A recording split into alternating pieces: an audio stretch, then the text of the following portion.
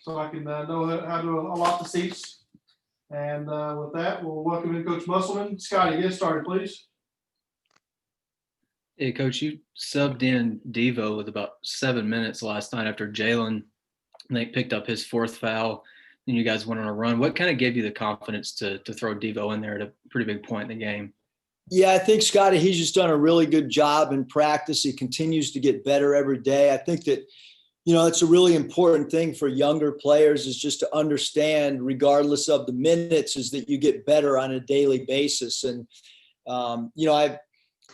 I've given a lot of thought with our four freshmen, and the biggest thing is how do you continue to get better every single day? And when you walk out of the gym as a younger player, to feel like you're getting better every day. And if those four guys don't feel that way, then we have failed them.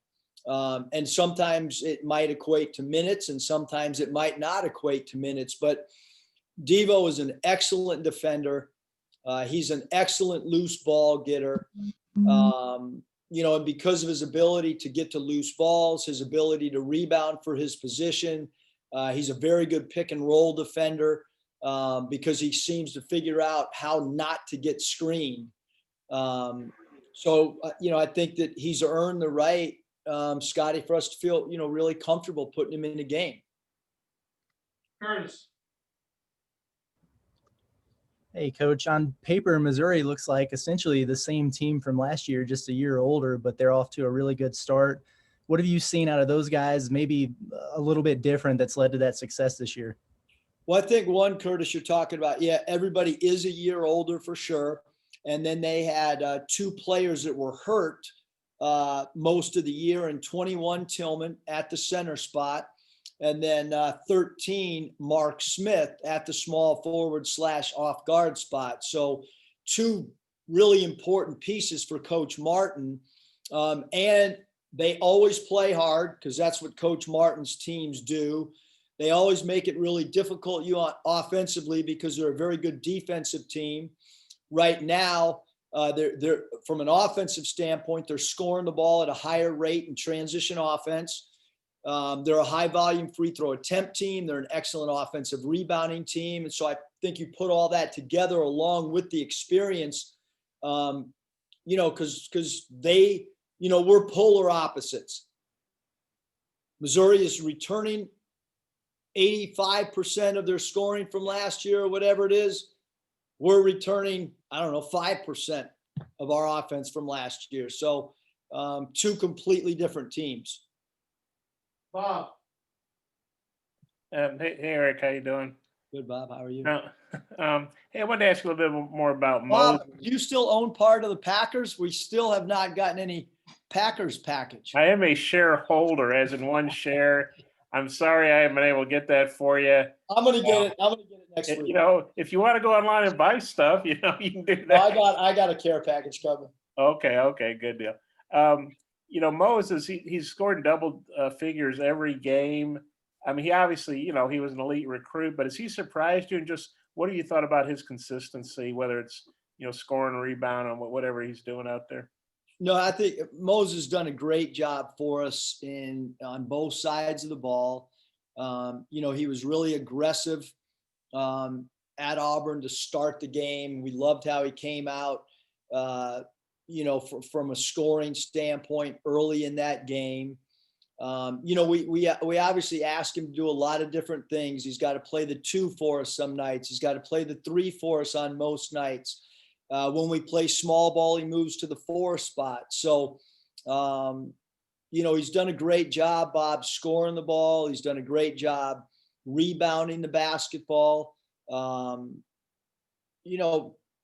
We knew he was a really good player, but still, you got to go out and do it in games. And look, he's a really confident player that's got an incredibly bright future ahead of him, and he's always working. I mean, that's what we love is you walk in the morning and he's in getting his shooting reps, and he does a great job in the training room with keeping his body ready to play and produce. And I mean, how many freshmen in their first game of conference play on the road play 38 plus minutes? probably can't find many in the entire country in their first road conference game in a Power 5 that played 38 minutes. Probably not many at all in the entire country that do that. And I have to look back. I can't remember who said this. Might have been Jalen, but you talked about how Moses, listens. I mean, I'm sure a lot of freshmen with his credentials come in and think they know everything. But Moses, he's confident, but he doesn't act like he knows it all, and kind of respects his elders, I guess. He's been great asking questions and watching film, and he'll come and get extra reps in skeleton offense if he's going to be asked to play a new position. So, I just think the word I use, Bob, is he's just really, really mature. And then, do you have an update on Justin Smith, his availability, or how he's looking for Mizzou?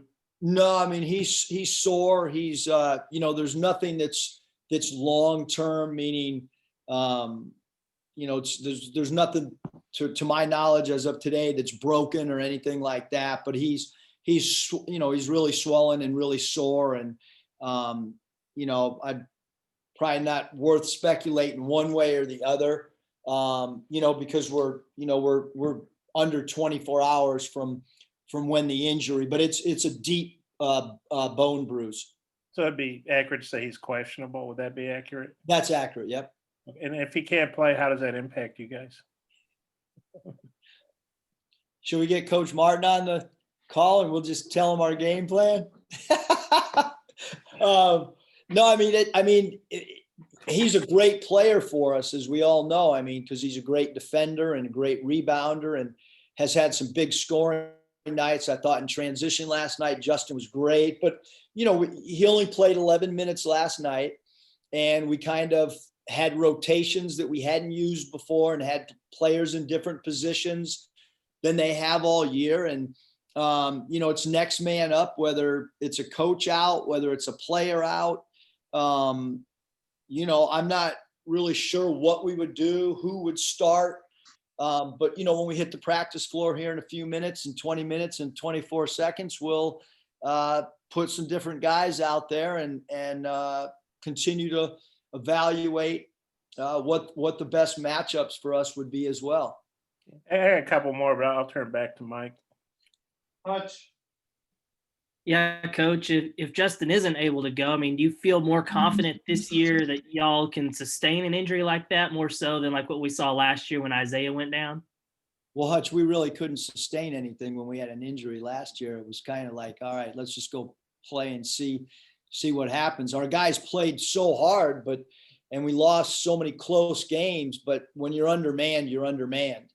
We're not, right now, if we have a starter to go down, whether it was last night in the middle of the game or whatever, every team in the country, when you lose one of your top players, your best athlete, most experienced player, has played in the biggest games like that. We're playing a ranked team in the top 15 on CBS national television. This is a big game. You certainly want to try to have everybody available, but if you don't, you play with what you got. And what would you say are maybe some of the keys and focal points for Saturday's game against Missouri? Got to have great from a defensive standpoint. We got to have great transition defense. We got to locate number one Pinson when he's got the basketball in transition. We got to get to Mark Smith at the 3-point line. We can't let Tillman get deep post position. We can't give him an angle to score inside, meaning Tillman. Drew Smith is a catalyst for him both defensively and offensively. So I think off the top of my head, a guy like Brown and Smith, number 5 at the power forward spot, they both can pick and pop. They're both offensive rebounding threats. We've got a defensive rebound for sure in this game as well. Tom. Hey, Eric, you were in the air last night when the Missouri-Tennessee game was going on. I'm sure you've seen it. What were your impressions? What did Tennessee do to kind of muffle them there? Yeah, Tennessee really, you're talking about 2 ranked teams, 2 teams inside the top 15. I don't put too much emphasis, in one game against one team, because there's always matchups that can affect basketball games. And, I know that Missouri is a really, really good team. I know they're really, really well coached. I know they're tough-minded. They believe in their coach, and they're really experienced. So it makes them really dangerous. And I guess with the Tennessee thing, Tom, I wasn't really focused right now on Tennessee. I mean, obviously it helps when you can watch a game and those are your next two opponents, because you can really dive into it. But right now, the only concern that I have and the staff has really is just how do we, get ready for Missouri, and then what offensive sets are we going to try to run against them, and what's our defensive pick and roll coverage going to be? What's our post defensive coverage going to be against Mizzou? Those are the things that I think I'm, most concerned with right now. Kevin. You guys were in a tie game last night with about 7.5 minutes left. You had a 10-0 run where you really defensively got some turnovers, held them to 0 of 2 shooting. You guys took 1-3, and the rest of it was get to the basket, putbacks, free throw line. In a game that was up and down up until that point, did you really see this from your group? Because Tate was on the bench in foul trouble, and Smith wasn't on the floor either. Yeah, Kevin, I think, it was important, especially with JD Notae, because I think right around that time of that 10-0 run, JD took an absurd shot from 3-point land that was, about at the logo. And I didn't really have to say anything. His teammates, told him, like, come on, are you for real? Like, on that shot, really? And at that point, I just kind of interjected that, hey, let's take this thing to the cup. Just because Auburn's shooting threes and converting at a high rate, let's get to the free throw line. Let's try to stay in the bonus. Let's put pressure on the rim. And then I thought JD got some quick looks in transition going to the basket. And then I thought, as we kind of milked the shot clock down the stretch, we got some really, really quality looks. Desi got fouled at the end of a shot clock. JD got fouled at the end of the shot clock, I think. Connor got a dunk at the end of a shot clock. So I thought our clock management with the guys on the floor was really, really good, Kevin, that last maybe 7 or 8 minutes of the game. You left out Desi get an offensive rebound on his back as the shot clock was running down. Quick question about Connor Vanover. He had struggled the 2 previous games, didn't have any blocks in those games. His rebounds were a little bit down. What did you take away last night from his impact at both ends? Well, I thought, first of all, Kevin, that Connor was great in pick and rolls. I thought there was 2 pick and roll coverages where he basically, it almost could have been a charge. Like, he slid his feet, he got in front of the ball, he walled the ball up. He didn't give the ball handler an angle. He did it twice. We watched it on the airplane back, and then obviously around the rim, even if he doesn't come up with a block shot, he alters shots. I thought it was probably Connor's best all-around game, and he only went 1 of 6 from 3, but he still did a really, really good job in both offensively and defensively. He's a great ball mover for us offensively, and certainly a game coming up with Tillman, number 21, inside, a big body. It's going to be really important that Connor gives us a great defensive lift Saturday morning. Thanks. Hey, Well, Coach Kevin actually kind of just got mine. It was really about Connor going 1 from 6 from downtown. Just, I know he said he was frustrated by that, but still his confidence being 7-3, and on the broadcast, it's all he could talk about was a 7-3 guy pulling up shooting threes all night. Just his confidence still to shoot from long range, and your confidence in him. Yeah, I mean, I think Hayden, we always want our guys to play with confidence, and Connor, behind closed doors when you guys aren't around, Connor knocks that shot down with great frequency, and so therefore he's got the liberty to shoot the shot. And there's just so much that goes on in practice and between our walls that the general public obviously doesn't get to see, or maybe the media doesn't get to see. And that's where roles are formed. That's where guys' minutes and rotations and all that stuff happens and is earned through practice. Kyle. Hey, Coach, you're often so quick to move on to the next opponent after a game, but we saw the locker room celebration, the selfie on the plane. Safe to say you let these guys enjoy this one a little bit more? I mean, it was that big of a win for you? Yeah, I mean, I thought, Kyle, it was a really big game for us. One, we all have a social media device on our phone. Everybody knows that people were saying that we didn't have a good enough schedule or whatever. And we talked about it before the game that, that we had 2 ranked teams. And really, this 3-game segment that we're in right now, we thought that it was as hard as any 3-game segment that we would have the entire year. When you talk about going to play at Auburn, a team that has hardly lost at all in the last 2 years in that building. And then no one knew how good Missouri was going to be. We knew how good they would be based on their coaching staff and then how many returners they had. And then obviously Tennessee's been well thought of, even in all the preseason stuff. So this is as difficult a stretch, and winning that game last night, obviously helps now that this 3-game segment is now down to a 2-game segment. Because you lose that game last night and you play 2 ranked teams. That's a hard thing to get your team ready, to play those 2 games. And so, yeah, I thought it was maybe as big a must win as we've had since I've been here. Bob. Yeah, Eric, you alluded to the depth a little earlier, but I think Desi was the 6th different guy to lead you in scoring. I mean, last year that was almost always Mason or Isaiah. What do you think about? And I think you played 10 guys in the first half. That would have been unheard of last year too. I don't think you had 9 scholarship players on the whole team. Just what do you think about your depth at this point?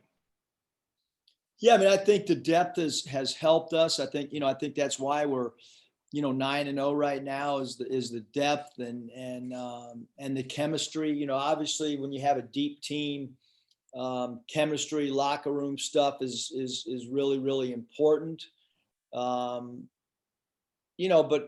I mean, like when you have a guy get hurt, you hope that the depth can help you survive a game last night. Like I said, I mean, we played 30 minutes without Justin and different guys stepped up. And, I mean, even Ethan, he went in for 2 minutes or whatever. And I thought he contributed to us. And everyone's talked about Devo and his defense last night. And so I think, we had a lot of guys step up, and Desi was phenomenal from a scoring standpoint, and Tate continues to take, the other team's best player and do a great job on him like he did last night with Powell. So the depth is obviously one of our strong, points. And then, Missouri, they beat Oregon, they beat Illinois, they won at Wichita, but they got, hammered last night, like Tom said. But do you sort of don't put too much stock in that game last night because Tennessee's so good and so veteran? And what do you think Missouri's attitude will be coming in here after getting beat at home by 20? Yeah, I mean, I think, Missouri, like I said, I mean, they're ranked top 15, and they're really, really experienced. They're really well coached. I mean, I've known Coach Martin for a long time. I coached against him when he was a player. He is a tough, competitive dude. And his teams take on the personality of him. And so they're going to come in here and they're going to be ready to play, as is anybody should be ready to play. I mean, we should be ready because we're playing against a ranked team. We're on CBS national TV.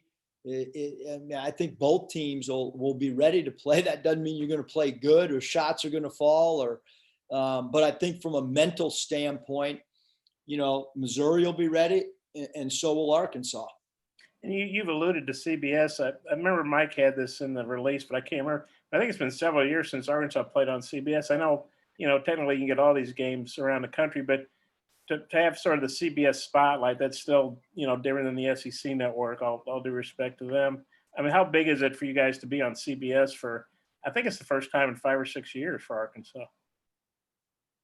Yeah, I mean, I guess it's great for families and, people that might not get other networks, but I mean, the floor is still going to be the same length and the rims but it's different, when you drive by Bud Walton right now, there's a lot of trucks out there and even 2 days before the game, I mean, I just went to lunch with the staff and one of the younger staff members said, "What are all those trucks?" And I said, "Yeah, that's what happens when you're on CBS national TV, that the ramp looks a little bit different than on a normal game."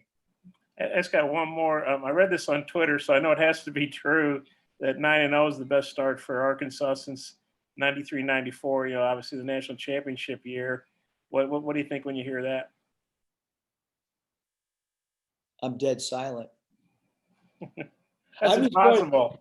I'm just worried, Bob. How do we play well against Missouri? Because even when you play well against this team, it's going to be hard to win the game. And so we have to play our A game, to be in the game against a team that's ranked in the top 15. Okay, I got one more, but I'll turn it back over to Mike in case somebody else has some. Well, Bobby just has to go to practice. The clock winding down here. Okay, well, there guys from Bob, ask it real quick. I'll go one more. Okay, Just 'cause you're such a great man. I appreciate that. Guys from the state of Arkansas scored 50 points for you last night, and Auburn actually had guys from Arkansas scored 21. Just what do you think that says about high school ball or players from Arkansas? Yeah, no, I think obviously the state has produced, not just this year. I mean, you look back at all the great players from this state, and I mean, that's one of the reasons his job is so attractive is because it's got great high school coaches and because it's got great talent every year. And so that's why you've got to recruit the state and develop relationships. And you're not going to get every player out of the state. Just look at the history and some players fit your system, some don't, but the state's proven to have great talent. Okay, thanks for sticking around.